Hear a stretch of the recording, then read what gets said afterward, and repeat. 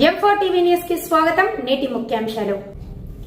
M4 TV news ప్రేక్షకులకు నిజాయితీగా, నిర్భయంగా ఎప్పటికప్పుడు తాజా కబుర్లు, భక్తి గీతాలు m4tvnews.com వెబ్సైట్ యాప్లు ప్రచురితం, ప్రత్యేక ప్రసారం చేస్తుంది. వార్తలు, ప్రకటనల కోసం సంప్రదించవలసిన సెల్ ఫోన్ నెంబర్లు 9666665026 9014163335.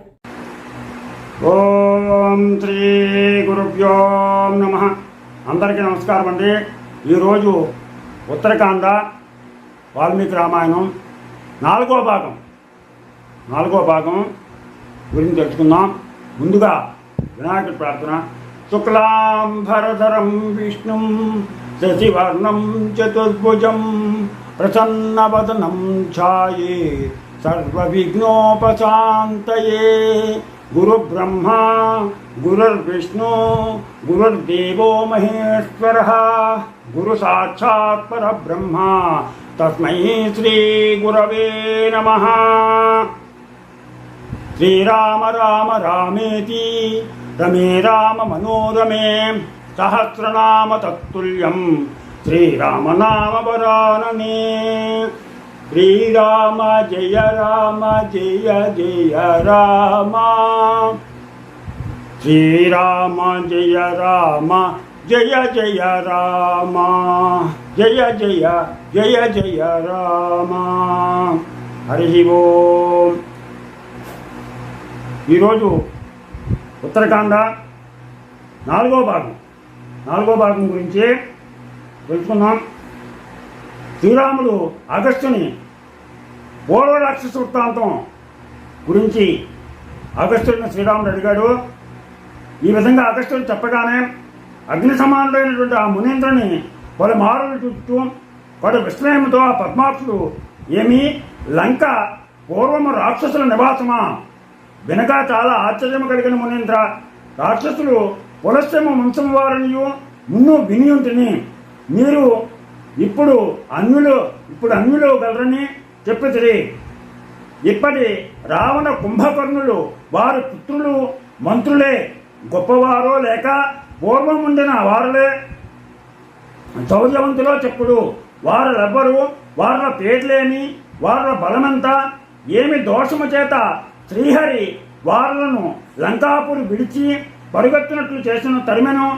ఈ నా కుతూహలమును సూర్యుడు చీకట్లను పోగొట్టుమనగా ఆ మహాత్ముడు చిరునవ్వుతో భూపుత్రి యొక్క మనస్తనుడు పద్మమును వికసింపజేయి సూర్యుని వంటి రాముని చూచి పూర్వ వృత్తాంతమంతయు చెప్పదని వినుము అని చెప్పేసని యక్ష రాక్షసుల యొక్క ఉత్పత్తి గురించి ఈ విధంగా అగస్త్యుడు చెప్పసాగాడు. పూర్వము పద్మమునందు పుట్టిన బ్రహ్మ నీళ్లను సృష్టించి వాటి రక్షణకై అనేకమైన జంతువులను సృష్టించను. అవి ఆకలి దప్పులచే పీడింపబడి ధాన్యముతో తమ్ము సృష్టించిన బ్రహ్మను ఇట్లు అడిగారు, మేము చేయవలసిన పని ఏమిటో తెలుపమని వినయముతో విన్నవంపగా వానిని చూచి నవ్వుతూ బ్రహ్మ, నాచే సృష్టింపబడిన జలములను జాగ్రత్తగా రక్షించుకుంటారు, మీకిదే కర్తవ్యమని చెప్పగా అభుభుక్షితములైన కొన్ని సత్వములు దేవతలచే పూజింపబడేవాడకు బ్రహ్మతో రక్షామయని చెప్పను. బుభుక్షితములు జక్షామాను, అభుభుక్షితములు అంటే ఆకలి కొన్నవి, రుభుక్షితములు ఆకలి కలవి, రక్షామ రక్షించదును గాక, జక్షామ భక్షించదము గాక. ఆ సత్యములు ఇట్లు పలకగానే బ్రహ్మ ఆ భూతములతో ఇట్లను, మీలో రక్షామైన వారు భూతరాశులలో రాక్షసులగుదురు, జక్షామ అన్నవారులు యక్షులగుదురని వారులతో అనను. అట్లే వారులు రాక్షసులు యక్షులనైరి. వారిలో హేతి ప్రహేతులను పేర్లు గల సోదరులు పుట్టిరి. వారు భయంకరులైన రాక్షసులు, గొప్పమైన బలమునందు మధు కైటములతో సమానులు, అధికమైన బలదర్ప శౌర్యములతో శత్రువులను సంహరించగలిగిన వారు. అందు ప్రహేతి ధర్మ నిరతి గలవాడే వనమునకు వెళ్ళను. హేతి చంద్రుని వంటి ముఖము కలిగిన యముని ప్రీతిపాత్రమైన చెల్లెలని భయయను దానిని ప్రేమతో వేడి వివాహమాడి తగిన విధముగా ఆ సుందరియందు స్థూల శ్రేష్ఠుడును కాంతిచే సూర్యుని వంటి వారును అగు విద్యుత్తేసుడు అనేటువంటి కుమారుని గాంచెను. అతడు అపరిమితమైన తేజస్సు గలవాడై పెరుగు నీళ్ళలో ఉన్న పద్మం వలె వృద్ధి పొందుతుండను. యవ్వనవంతుడై ఎప్పుచున్న పుత్రుని చూచి హేతి సంతోషముతో అతనికి పెండ్లి చేయదలిచి కాంతిచే సంధ్యనే పరిహసించు సంధ్యాపుత్రి తన కుమారునికే కోరును. స్త్రీ జన్మించగానే పొరల చుట్టూ అనే విషయమును తలంచి తాళకంటకయ్యను పేరు గల కన్యనియేగా ఆ దంపతులు ఇంద్రుడు శచీదేవి వలె కోరిక తీరినట్లు సుఖ సముద్రమును తేలియాడుతుండగా సముద్రము వలన మేఘము గర్భం దాల్చిన విధంగా ఆ కాంత గర్భము దాల్చను. ఇప్పుడు మనం సుకేశుని యొక్క జన్మ వృత్తాంతాన్ని గురించి తెలుసుకుందాం.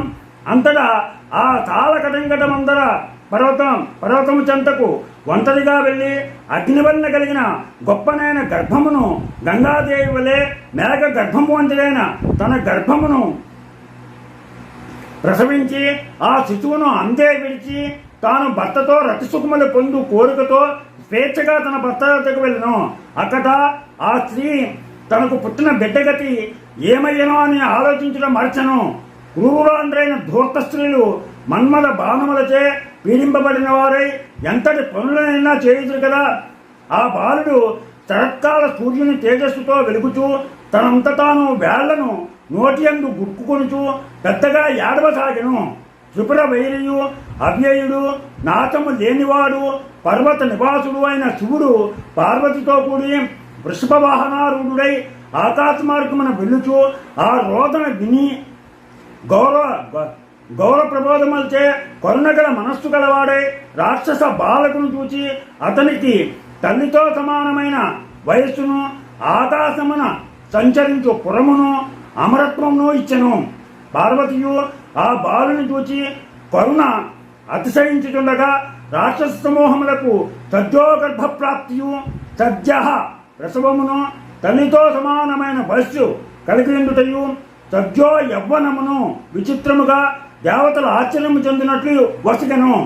శివుని వరదాన గర్భముచే సుకేతులను పేరు గల ఆ రాక్షసుడు ఆకాశమున తిరుగు పట్టణమును పొంది ఇచ్ఛానుసారముగా సంచరింపదలిచి 3 లోకములందు ఇంద్రుని వలె సంచరించుచుండను.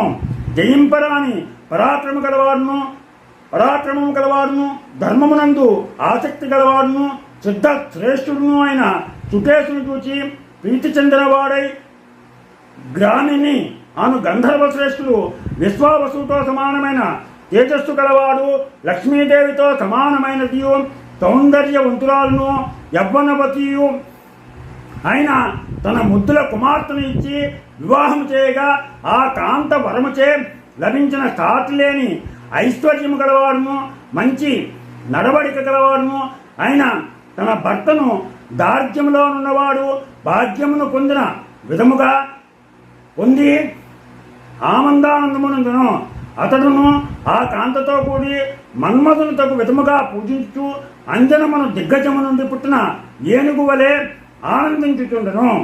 ఇది ఈరోజుతోటి మనకి 4వ భాగం పూర్తయింది. రేపు 5వ భాగం తెలుసుకుందాం. మనకి ఉత్తరాఖండ ఈరోజు 4వ భాగం తెలుసుకున్నాం. రేపు ఉత్తరాఖండ 5వ భాగం గురించి తెలుసుకున్నాం. మీకు నా ఛానల్ కనుక నచ్చినట్లయితే సబ్స్క్రైబ్ చేయండి, అలాగే లైక్ చేయమని కోరుతున్నాను. మీరు ఆభారం